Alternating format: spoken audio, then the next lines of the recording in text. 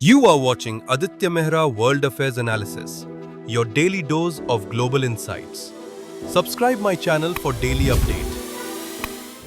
इन दिनों बांग्लादेश की हालत कुछ अच्छी नहीं है। यह हम लोग यह भी कह सकते हैं कि जब से बांग्लादेश में जुलाई 2024 से तख्ता पलट हुआ है, तब से बांग्लादेश की राजनीतिक में बहुत ही ज़्यादा उथल पुथल हो रही है।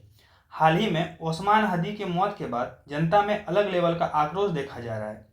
ये बौखलाई हुई जनता कभी मीडिया हाउस को निशाना बना रही है, तो कभी बांग्लादेश के पार्लियामेंट में घुसकर तोड़फोड़ कर रही है।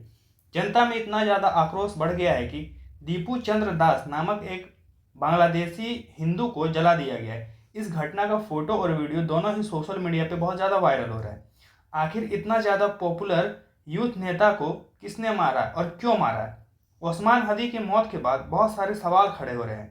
पहला सवाल यह है कि इतना पॉपुलर नेता को बस 3 लोग आते हैं और ओस्मान हदी जो कि इलेक्शन कैंपेनिंग कर रहे थे, उन्हें गोली मार दी जाती है, वो भी जब वह बीच कैंपेनिंग में थे। तब इस तरह के दिन दहाड़े गोली मारकर शूटर्स बांग्लादेश को क्या मैसेज देना चाहता था?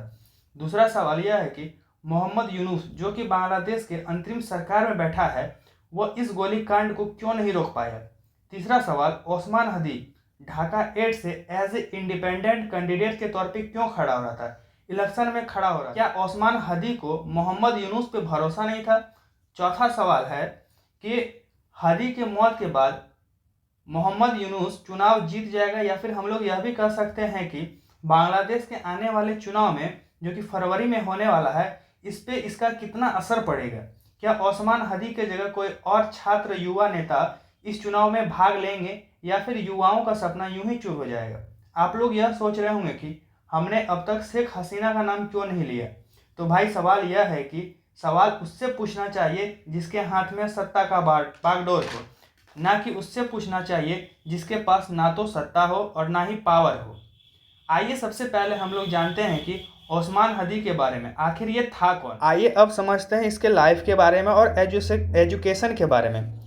हदी का जन्म झालोकाठी जिले के नलचिटी उपजिला में मौलाना अब्दुल हदी और तलिस्मा हदी के घर में हुआ था। इसके पिता एक मदरसा शिक्षक और स्थानीय इमाम थे। 6 भाइयों बहनों में सबसे छोटा हदी ही था। अब आइए देखते हैं इसके एजुकेशन के बारे में। आखिर इनका एजुकेशन हुआ कहाँ था? इसका जो बेसिक एजुकेशन हुआ था, ये हुआ था उन्हीं के फादर के मदरसे में, जहाँ पे उनके फादर टीचर थे। इसके हायर एजुकेशन के लिए यह ढाका यूनिवर्सिटी आ गया था 2010 और 2011 का सेशन में। ठीक है, आइए अब आगे देखते हैं। इसका जो राइजिंग था, वो राइजिंग आखिर हुआ कैसे था? तो role of uprising act as a central coordinator for the Rampur area in Dhaka during the student lead mass movement. मतलब जब शेख हसीना के खिलाफ बहुत ज़्यादा ही मूवमेंट हो रहा था, उस समय में इनका रोल वहाँ पे आया था कि ये जो थे बहुत ज़्यादा रामपुर एरिया में एक्टिव हो गए थे। वहीं पे इनका ब्रिजिंग गैप, मतलब इनका काम एक और भी था कि स्टूडेंट ग्रुप, जनरल पब्लिक और पॉलिटिशियन में एक तरह का, मतलब कि सबको साथ लाने का काम इन्हीं का था। और इनका एक और भी काम था कि ये चाहते थे कि शेख हसीना जो थी, वो एडमिनिस्ट्रेशन से पूरी तरीके से इस पार्टी को पूरी तरीके से बैन कर दिया जाना चाहिए। आइए समझते हैं कि इसका लीडरशिप कैसे था। इसका एक था इंकलाब मंच। ये जो इंकलाब मंच है, ये जुलाई 2024 के रिवॉल्यूशन में बहुत ज़्यादा ही रोल प्ले कर रही थी। इसका जो फाउंडर थे वो यही थे। अगस्त 13 2024 में इसका जो है वो फाउंडर थे, और वो यूनिवर्सिटी ऑफ ढाका में ही इनका फाउंड हुआ था। आइए अब समझते हैं प्लेटफॉर्म गोल। इसका प्लेटफॉर्म का गोल आखिर था क्या? इसका गोल था प्रोटेक्टिंग नेशनल इंडिपेंडेंसी। मतलब ये चाहते थे क्या कि जो स्वतंत्रता हो उसको पूरी तरीके से कायम किया जाए। और इसका काम क्या था कि इंडिया को बहुत ज़्यादा ही, मतलब कि इंडिया का बहुत ज़्यादा ही बहिष्कार करना, ताकि लोग इसके साथ और भी ज़्यादा कनेक्ट हो सके। इसका एक और डिमांड था। उसका डिमांड ये था कि संविधान के तहत आवामी लीग जो कि शेख हसीना का पार्टी था, उसको पूरी तरीके से बैन कर दिया जाए। आइए आगे और देखते हैं पॉलिटिकल विजन इसका क्या था 2026 एज ए 2026 में क्या था। तो ये जो थे, ये 2026 में ढाका 8 से चुनाव लड़ने जा रहे थे, वो भी अकेले एज ए इंडिपेंडेंट कैंडिडेट। ठीक है, आप यहाँ पे देख सकते हैं कि फरवरी 2026 में जनरल इलेक्शन होने वाला था और उससे पहले ये मारे गए हैं। इसका मैसेज क्या था? तो ये इसका मैसेज था नेशनल रिन्यूअल, मतलब कि फिर से हम लोग नेशन को एक नया मोड़ देंगे। ठीक है, आइए आगे देखते हैं कि इसका और कहना क्या था कि open both of the Awami league, मतलब इनका यह कहना था कि जो ओल्ड स्टाइल पॉलिटिक्स है उसको ख़त्म कर दिया जाना चाहिए, साथ में अवामी लीग जो कि शेख हसीना का पार्टी था उसको भी ख़त्म कर देना ये चाहते थे। अब आइए देखते हैं इस पर अटैक कैसे हुआ था। इस पर अटैक हुआ था 12 दिसंबर 2025 को। इंसिडेंट, आखिर ये इंसिडेंट हुआ कहाँ था? जो हुआ था, 3 आदमी थे, मास्क्ड गन लेके आए थे और मोटरसाइकिल से आए थे और ढाका में जाके, जो कि इलेक्शन कैंपेनिंग के दौरान इनकी हत्या कर दी गई थी। और जितना भी बुलेट मारा गया था वो सीधा इनके मतलब इनके सर में ही मारा गया है। इसका मेडिकल ट्रीटमेंट जो था सबसे पहले ढाका मेडिकल कॉलेज में हुआ था, फिर इसको एरोप्लेन के द्वारा सिंगापुर ले जाया गया था, जहाँ पे 15 दिसंबर को मतलब इसको ले जाया गया था। और वहीं सिंगापुर में ही 18 दिसंबर को इसका मतलब जो सिंगापुर के जो डॉक्टर थे उन्होंने यह कह दिया था कि ये इनका डेथ हो चुका है 18 दिसंबर को। आइए अब समझते हैं कि what role did Osama Hadeeb play in the July violence. ठीक है, जुलाई वायलेंस जिसमें से कि शेख हसीना को बांग्लादेश से भगा दिया गया था, इसमें इसका कितना बड़ा हाथ था। ये जो थे ये फील्ड कमांड थे।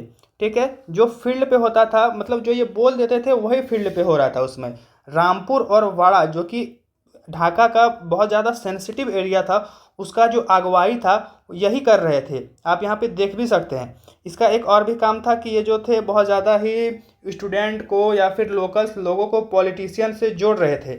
आइए आगे देखते हैं कि ये इलेक्शन में खड़े कैसे हो रहे थे। ठीक है, ढाका 8 के तरफ ये खड़े हो रहे थे, पहला चीज़। और ये ढाका 8 से खड़े क्यों हो रहे थे? क्योंकि यहाँ पे देख सकते हैं, prove that an independent youth leader could win in the heart of capital. मतलब इनका कहना था क्या कि हम इसीलिए यहाँ से अकेले खड़ा हो रहे हैं ताकि पूरे देश को यह मैसेज जाए कि कोई भी आदमी इंडिपेंडेंट खड़ा होके ढाका 8 में जीत सकता है।